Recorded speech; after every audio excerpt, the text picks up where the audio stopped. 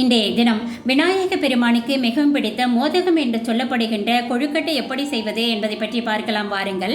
அதற்கு 1/4 கிலோ கடலை பருப்பை இருமுறை அலசிவிட்டு வேக வைத்திருக்கின்றேன். 1/4 கிலோ வெல்லம் மற்றும் ஏலக்காய் 6 எடுத்து பொடி செய்து வைத்திருக்கின்றேன். ஒரு முழு தேங்காயை துருவி வைத்திருக்கின்றேன்.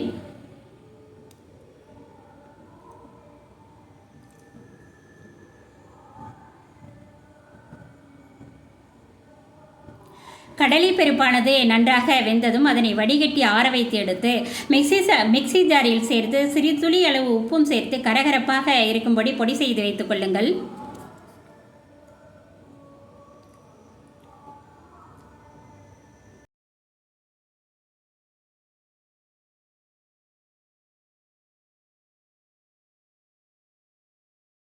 பிறகு ஒரு பாத்திரத்தை அடுப்பில் வைத்து 1 ஸ்பூன் அளவிற்கு தண்ணீர் சேர்த்து பொடித்த வெல்லத்தையும் சேர்க்கவும். அடுப்பானது குறைந்த தீயிலேயே இருக்கட்டும். வெல்லமானது கரைந்ததும் ஏலக்காய், தேங்காய் துருவல், அரைத்த கடலை பருப்பையும் சேர்த்து நன்றாக கிளறிக் கொள்ளுங்கள்.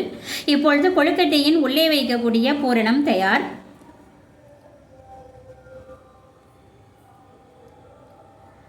அடுத்ததாக பதப்படுத்தப்பட்ட அரிசி மாவை, அதாவது இடியாப்ப மாவை 400 கிராம் அளவிற்கு எடுத்துக்கொள்ளுங்கள். அதனை ஒரு பாத்திரத்தில் கொட்டி தேவையான அளவிற்கு உப்பும் சேர்த்து கொள்ளுங்கள். கொதிக்கின்ற அந்த வெந்நீரை சிறிது சிறிதாக சேர்த்து கரண்டியின் அடிப்பகுதியை கொண்டு நன்றாக கிளறவும். நமக்கு தேவையான பதத்திற்கு தண்ணீரை ஊற்றி ஆறியவுடன் பிசைந்து வைத்துக் கொள்ளுங்கள். இப்பொழுது வெளிப்புறம் மாவும் தயார். சிறிதளவு எண்ணெயை கிண்ணத்தில் எடுத்து வைத்துக் கொள்ளுங்கள்.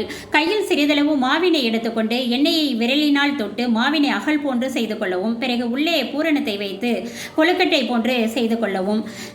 இப்பொழுது இட்லி பாத்திரத்தில் வைத்து ஒரு 10 நிமிடம் வேக வைத்து எடுத்தால் எல்லோரும் விரும்பக்கூடிய சுவைமிகு கொழுக்கட்டையானது தயார்.